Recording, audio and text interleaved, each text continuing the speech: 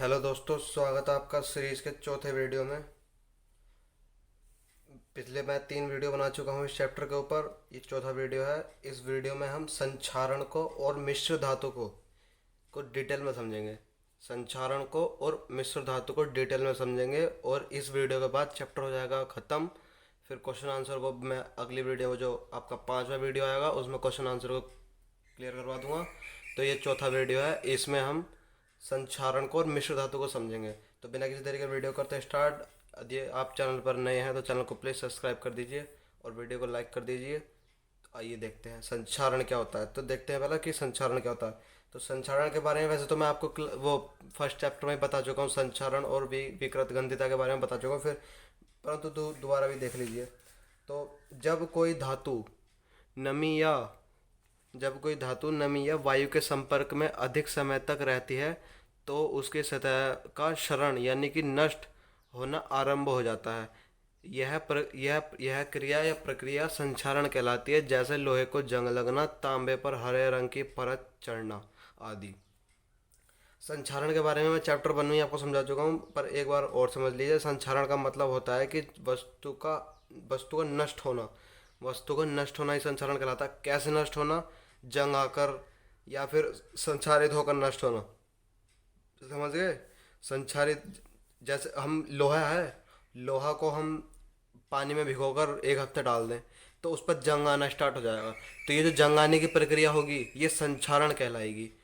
समझ गए? और तांबा होता है, तांबे पर हरे रंग की परत आ जाती है। यदि हम तांबे को 1 डेढ़ महीने तक बाहर ऐसे खुले में छोड़ दें तो उस पर हरे रंग की परत आनी स्टार्ट हो जाएगी और वह जो परत आने की स्टार्ट होने की जो प्रक्रिया होगी वो संक्षारण कहलाएगी। समझ गए? लोहे पर जंग आना भी एक कैसी प्रक्रिया है? संक्षारण वाली प्रक्रिया है। लोहे पर जंग आ जाता है, यदि लोहे का जंग हम ना छुटाएं रेगमाल से तो एक दिन ऐसा आएगा कि वो जंग जो है लोहे को खा जाएगा और लोहा हो जाएगा नष्ट।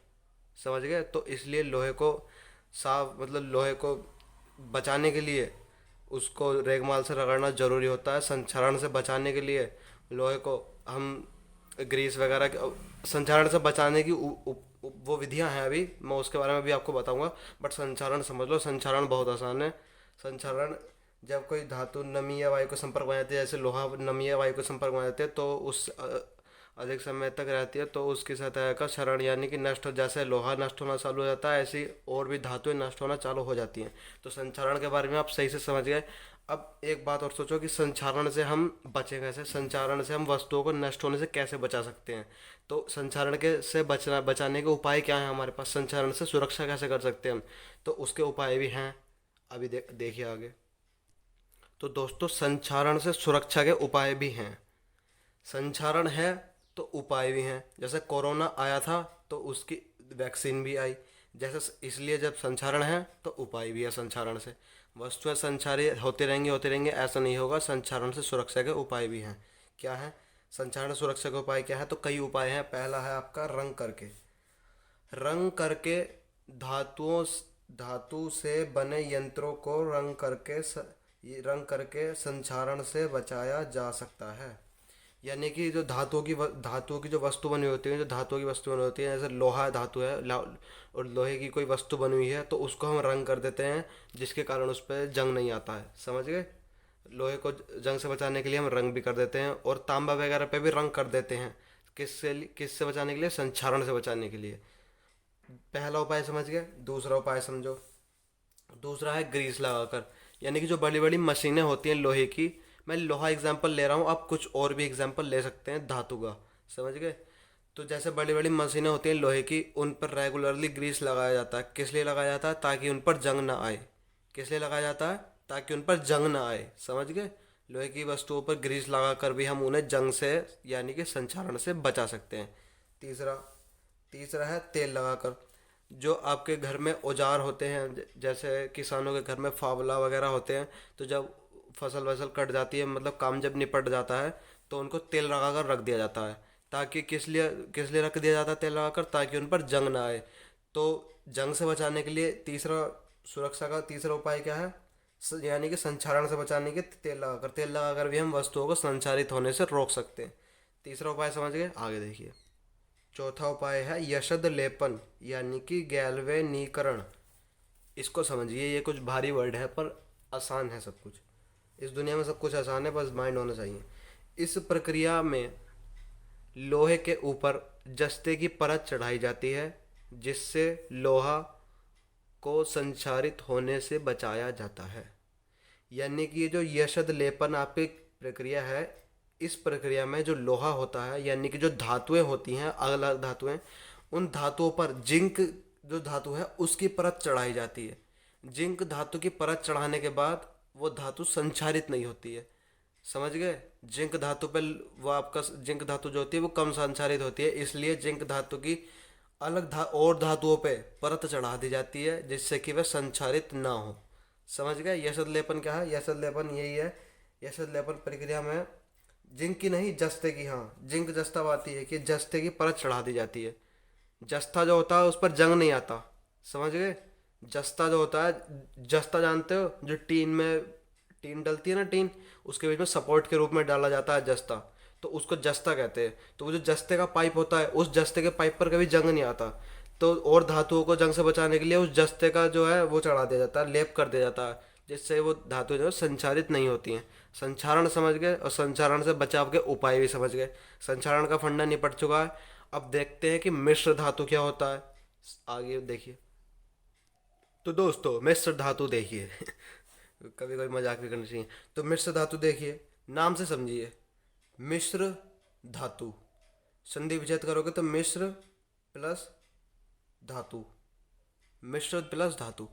तो इसका मतलब क्या है? मिश्र धातु का मतलब क्या है कि एक धातु नहीं होगी, कई धातुएं उसमें मिलाई गई होंगी, तब जाके मिश्र धातु बनेगी। मिश्र का मतलब क्या होता है? मिलाना, और धातु मतलब धातु, धातुओं को मिलाना। जब हम धातुओं को मिला देंगे तो मिश्र धातु बन जाएगी। समझ गए? डेफिनेशन देखो, दो या दो से अधिक धातुओं को दो या दो से अधिक धातुओं के समांगी मिश्रण को मिश्र धातु कहते हैं।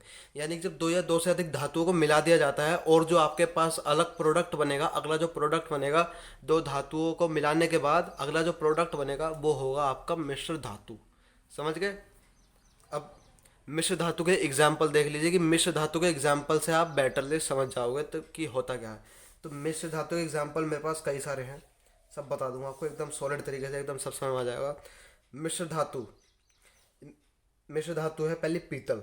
पीतल के जो बर्तन होते हैं हमारे घर में, मतलब होते थे पहले, अब तो मुश्किल से हो पाते होंगे।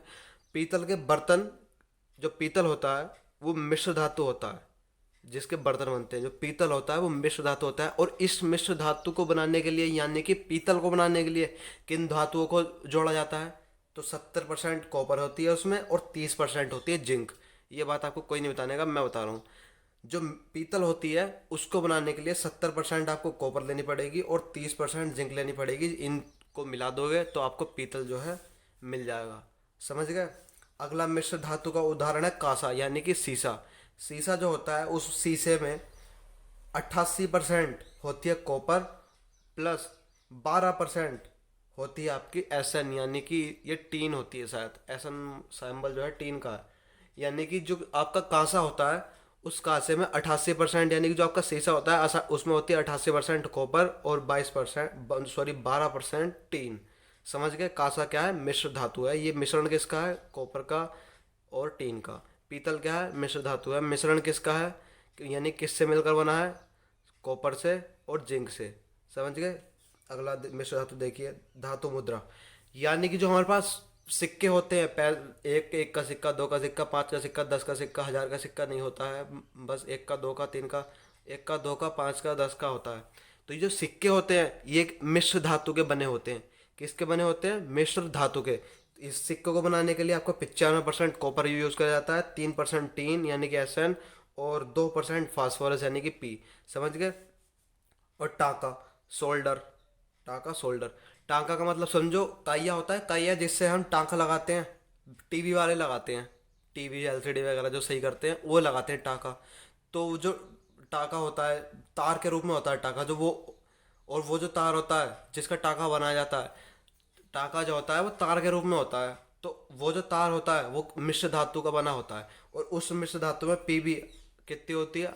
80%। यानी कि टांका बनाने में 80% आप पीबी यानी कि उसका क्या कहते हैं शीशे का उपयोग करोगे, और 20% एसन यानी कि 20% आपको टीन का यूज़ करना पड़ेगा। जो टाँका बनता है 80% शीशे से और 20% टीन से।